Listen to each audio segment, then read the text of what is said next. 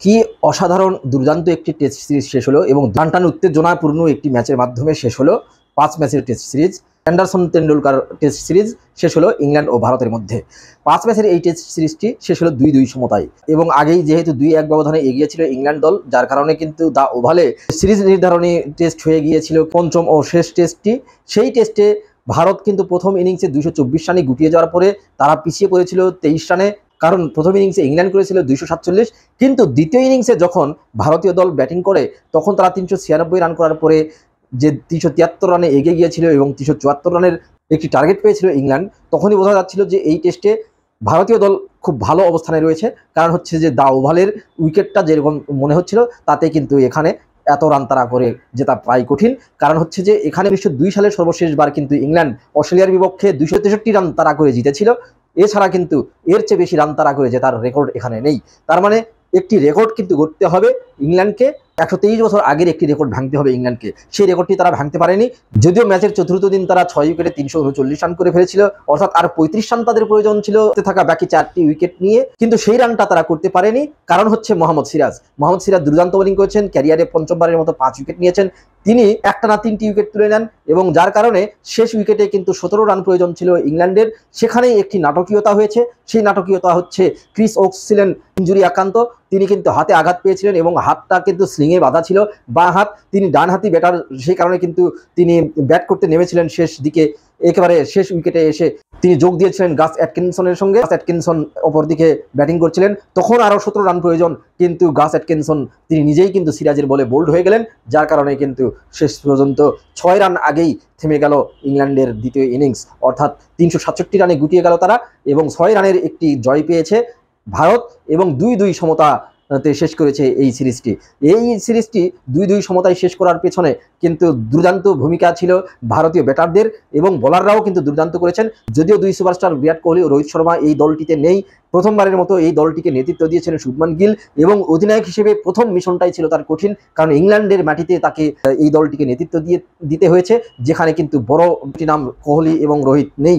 সেই দলটিকে নিয়ে দুর্দান্ত একটি পারফর্ম করেছে ভারতীয় দল, কারণ 5 টেস্টের এই সিরিজে কিন্তু ভারতের পক্ষে 12টি সেঞ্চুরি হয়েছে এবং 12টি সেঞ্চুরি শুধু নয়, 4 জন ব্যাটার কিন্তু 4 শতাধিক রান করেছেন, যেখানে একাই শুভমন গিল কিন্তু রেকর্ড 754 রান করেছেন। এরপরে লোকেশ রাহুল, ঋষভ পান্ত, রবীন্দ্র জাদেজা তারাও কিন্তু 4 শতাধিক রান করেছেন।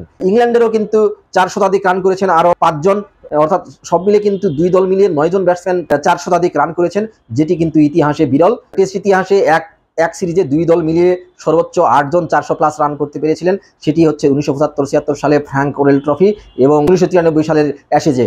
এবারে সেই রেকর্ডটি করেছে কিন্তু ভারত এবং ইংল্যান্ড, 2 দল মিলিয়ে এই যে 9 জন 400+ রান করেছেন। এছাড়াও কিন্তু এই সিরিজে 21টি সেঞ্চুরি হয়েছে, সেটিও কিন্তু একটি রেকর্ড, কারণ 1955 সালে 21টি সেঞ্চুরি করেছিল ওয়েস্ট ইন্ডিজ এবং অস্ট্রেলিয়ার যে সিরিজটি হয়েছিল সেখানে ব্যাটাররা। এরকম একটি অবিস্মরণীয় সিরিজ, চতুর্থ টেস্ট চ্যাম্পিয়নশিপে 2 দলেরই প্রথম সিরিজ ছিল এটি এবং চতুর্থ টেস্ট চ্যাম্পিয়নশিপের শুরুটা কিন্তু দুর্দান্ত হয়েছে 2 দলের, এটি নিশ্চিতভাবেই বলা যায়, বিশেষ করে ভারতের জন্য।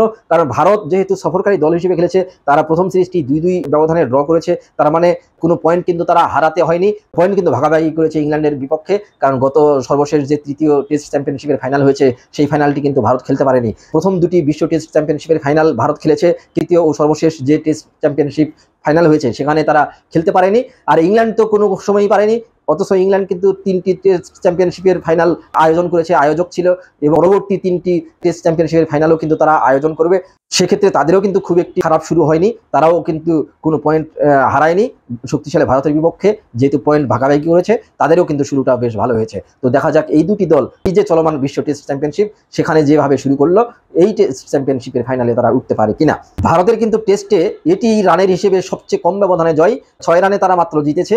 এর আগে 13 রানে তারা জিতেছিল 2004 সালে মুম্বাইয়ে অনুষ্ঠিত হয়েছিল সেই টেস্টটি, অস্ট্রেলিয়ার বিপক্ষে তারা 13 রানে জিতেছিল। আরেকটি ব্যাপার না বললেই নয়, সেটি হচ্ছে যে সিরিজ নির্ধারণী দ্বিতীয় টেস্টে কিন্তু উভয় দল 4টি পরিবর্তন নিয়ে নেমেছিল এবং বলতে হবে স্বাগতিক ইংল্যান্ডের জন্য সবচেয়ে বড় দুর্ভাগ্য, কারণ নিয়মিত অধিনায়ক বেন স্টোকস তিনি কিন্তু খেলতে পারেননি এবং তিনি খেলতে না পারার কারণে একটি ঘাটতি তো অবশ্যই তৈরি হয়েছে। এবং সর্বশেষ যেই 35টি রান তারা করতে পারেনি, সেই 35টি রান করতে না পারার পেছনে তখন বেন স্টোকসের কিন্তু অভাবটা আরও বেশি অনুভূত হয়েছে। তবে এখানে আরেকটি বিষয় হচ্ছে যে ভারতের বোলাররা কিন্তু দুর্দান্ত বোলিং করেছে। মোহাম্মদ সিরাজ এই সিরিজে 23টি উইকেট নিয়েছেন, তিনি সবগুলো ম্যাচ খেলেছেন। যেখানে ভারতের অন্যতম সেরা বোলার জাসপ্রীত বুমরা, তিনি কিন্তু 2টি টেস্ট খেলেননি, 3টি টেস্ট মাত্র খেলেছেন। মোহাম্মদ সিরাজ বল হাতে যেভাবে সার্ভিস দিয়েছেন ভারতীয় দলকে, অন্যদিকে অধিনায়ক শুভমান গিল প্রথম সিরিজ খেলতে এসেই 754 রান করেছেন রেকর্ড, যেটি করার মাধ্যমে কিন্তু ভারতকে একটি ভালো টেস্ট সিরিজ উপহার দিয়েছেন। জমজমাট একটি সিরিজ শেষে এখন দেখার অপেক্ষা এই দুটি দল, ভারত এবং ইংল্যান্ড, এই বিশ্ব টেস্ট চ্যাম্পিয়নশিপের পরবর্তী সিরিজগুলোতে কি করে। ধন্যবাদ সবাইকে।